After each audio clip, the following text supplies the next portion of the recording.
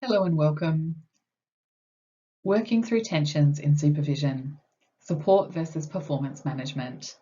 My name's Anita Volkert and I'll be taking you through this presentation. This presentation was put together with my colleagues Dr. Karina Dancer and Dr. Stephanie Tempest.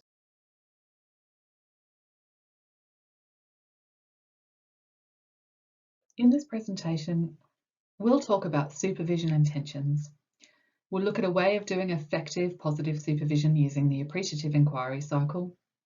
We'll look specifically at the tension of support versus performance evaluation.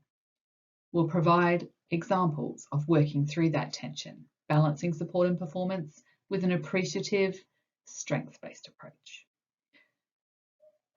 We'll offer some reflections on how to work through tensions in supervision, provide a summary and some practical resources.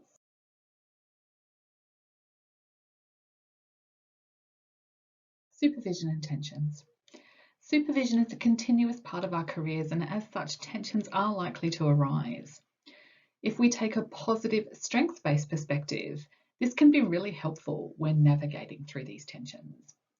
Three common tensions include the tension between a supportive approach and performance evaluation and management, which is our focus for today.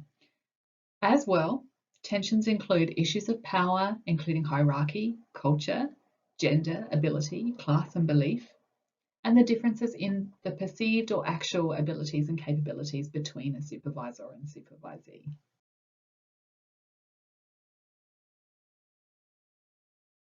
In this series, we're looking at a way of doing effective supervision using the appreciative inquiry cycle. There are 5 steps to the cycle. Step number 1 is to define what is the specific situation or context that we want to address or understand better, or perhaps change.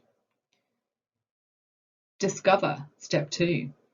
What information do we need to gather about the current state of the situation? What are the factors, the strengths, the challenges that influence the current state? Step 3, dream. How would we envisage the ideal situation or desired outcome? What would it look like if everything was working optimally?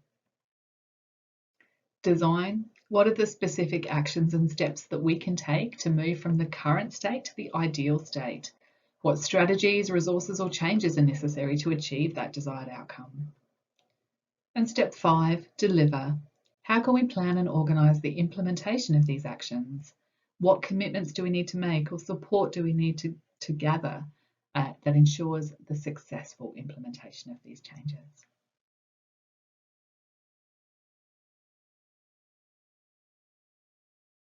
The tension that we are looking at in this presentation is support versus performance evaluation.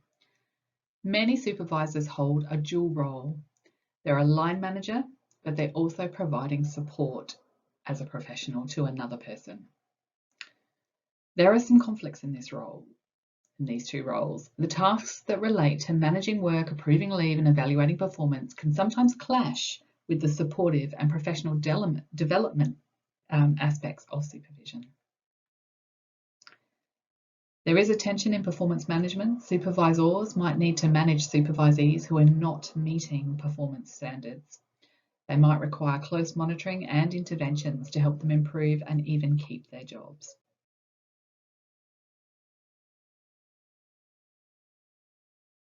So let's work through an example of the appreciative inquiry cycle, looking at this tension.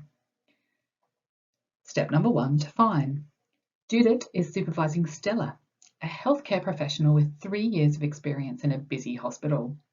Judith has received feedback from colleagues and people accessing the services that Stella's communication can sometimes be perceived as rushed or impersonal, impacting the care experience.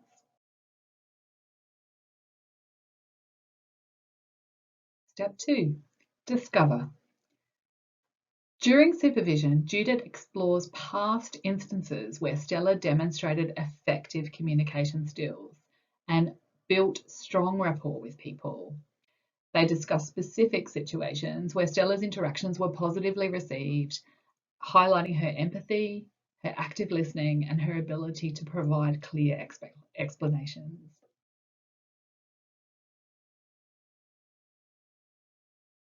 Step 3, dream. about the potential for change.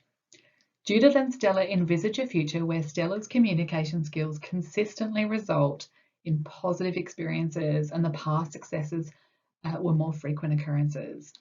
They discuss the impact this would have on the satisfaction of people accessing the service, trust, and overall quality of care. They explore the possibility of creating a person-centered communication approach.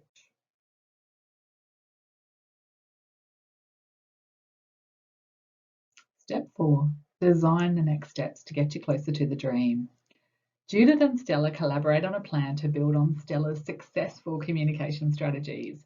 They focus on how to use Stella's skills, such as active listening, empathy, and allowing sufficient time for interactions and seeking feedback more consistently in conversations.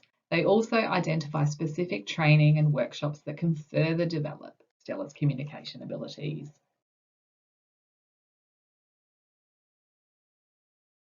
Step 5, deliver on the plan. Stella and Judith implement the design strategies.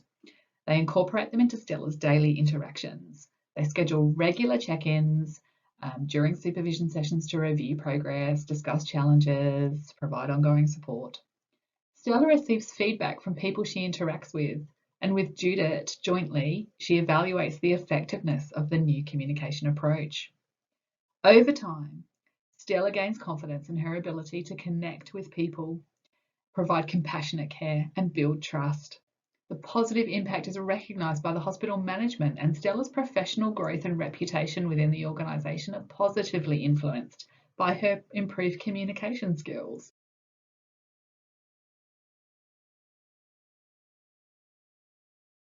Next, please read the illustrative example of Chris and Joe, where an appreciative inquiry cycle is used to work through the tension of a dual role as supervisor and line manager. This is in boxes 8.3 and 8.4, pages 175 to 176 in Chapter 8 of our book, Supervision for Occupational Therapy. Spend a few minutes considering the questions on this slide. Write down your thoughts to facilitate further discussion. What are your initial thoughts and feelings after reading the illustrative story?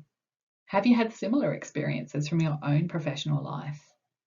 If you have, you might want to write out your own story. Would an appreciative strengths-based approach have made a difference to how your own experience played out? And if so, what might have been different?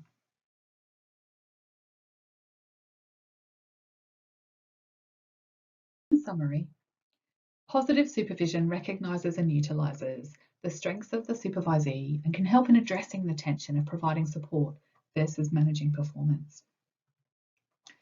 The approach emphasises appreciation, growth and development rather than solely focusing on weaknesses and deficits.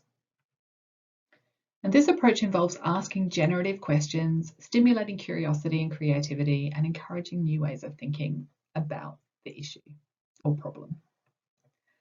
The appreciative inquiry cycle provides a framework for positive supervision, and in that case, effective supervision, involving defining the situation, discovering the current state, envisaging the ideal situation, designing actions, and planning for implementation.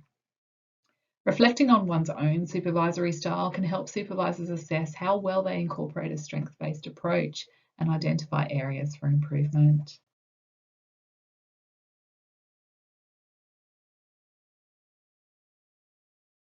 On this slide, you'll find some links to practical resources, podcasts, and please join our conversation at hashtag 3C Supervision. Thank you so much for listening to and participating in this presentation.